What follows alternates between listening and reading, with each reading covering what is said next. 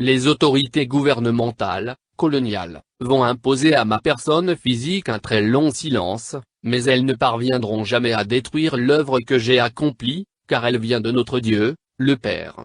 Certes, ma personne physique sera soumise à l'humiliation et à la souffrance, mais ma personne spirituelle se mettra au combat contre les injustices semées par les peuples du monde des ténèbres qui sont venus nous coloniser.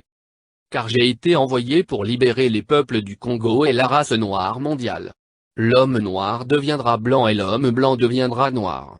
Car les fondements spirituels et moraux, tels que nous les connaissons aujourd'hui, seront profondément ébranlés. Les guerres persisteront à travers le monde. Le Congo sera libre et l'Afrique aussi. Mais les décennies qui suivront la libération de l'Afrique seront terribles et atroces.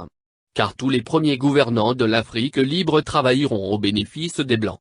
Un grand désordre spirituel et matériel s'installera. Les gouvernants de l'Afrique entraîneront, sur le conseil des Blancs, leurs populations respectives dans des guerres meurtrières et s'entretueront. La misère s'installera. Beaucoup de jeunes quitteront l'Afrique dans l'espoir d'aller chercher le bien-être dans les pays des Blancs. Ils parleront toutes les langues des Blancs. Parmi eux, beaucoup seront séduits par la vie matérielle des Blancs. Ainsi, ils deviendront la proie des Blancs. Il y aura beaucoup de mortalité parmi eux et certains ne reverront plus leurs parents.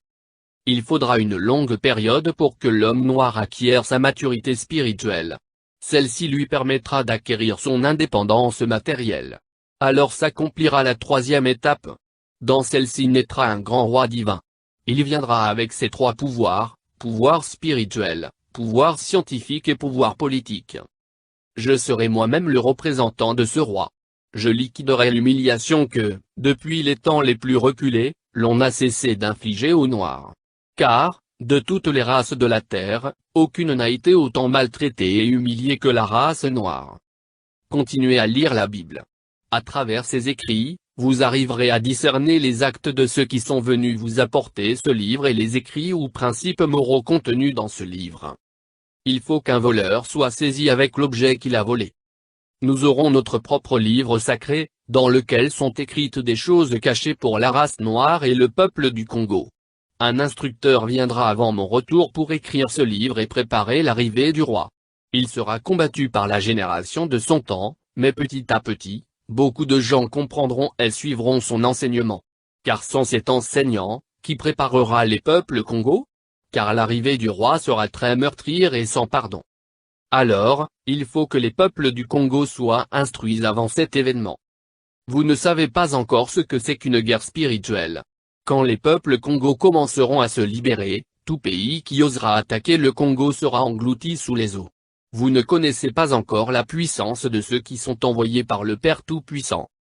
À quoi sert à l'homme de s'attaquer à Dieu si, le jour de sa mort, même s'il avait beaucoup de biens matériels, il n'a même pas le temps d'arranger son doigt? Vous ne savez pas de quoi est faite votre vie et pourquoi vous vivez. Car, exister physiquement c'est apparaître comme presque rien. Pourquoi tuer son prochain et espérer rester en vie, et pour combien de temps? Dieu n'est pas le temps, ni l'espace. Il est un tout dans le tout. La génération du Congo perdra tout. Elle sera embrouillée par des enseignements et des principes moraux pervers du monde européen. Elle ne connaîtra plus les principes maritaux de ses ancêtres. Elle ignorera sa langue maternelle. Alors je vous exhorte à ne pas négliger ni mépriser vos langues maternelles. Il faut les enseigner à vos enfants et à vos petits-enfants. Car viendra un temps où les langues des Blancs seront oubliées. Dieu le Père a donné à chaque groupe humain une langue qui sert comme d'une alliance de communication.